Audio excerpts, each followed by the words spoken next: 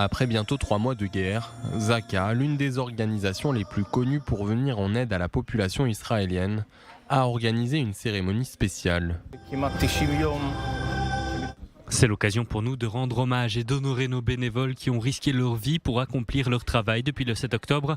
Nous voulons les remercier. Ce n'est pas vraiment le moment de faire la fête, mais c'est ça qui leur donne la force de continuer.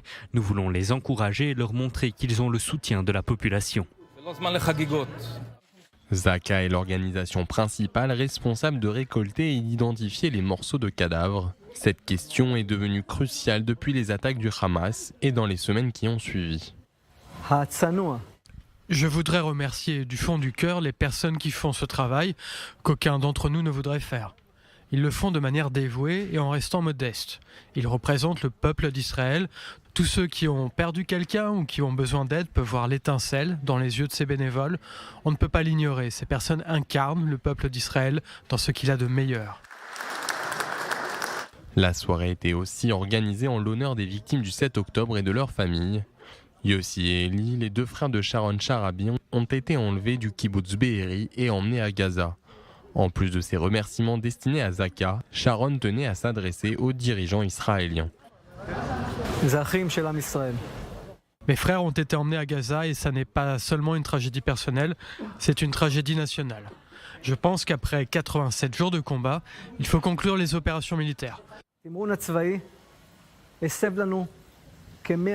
Les opérations à Gaza ont coûté la vie à 172 soldats et nous n'avons délivré qu'une seule otage, Ori Megiddish. C'est peut-être le moment de réfléchir et de se concentrer sur l'aspect politique. Le cessez-le-feu, quant à lui, a permis de ramener 86 otages vivants et nous n'avons eu aucune perte. Yotam Chaim, qui avait aussi été enlevé à Gaza, est mort tragiquement il y a quelques semaines. Sa mère, Iris Chaim, a participé à la cérémonie durant laquelle elle a déclaré « J'ai perdu mon enfant, mais j'ai l'impression d'avoir récupéré mon pays ».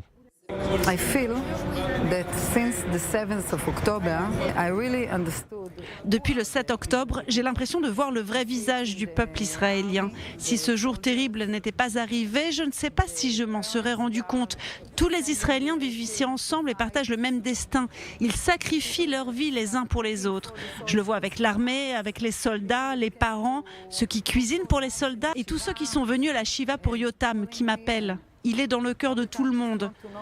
Je n'en étais pas consciente avant.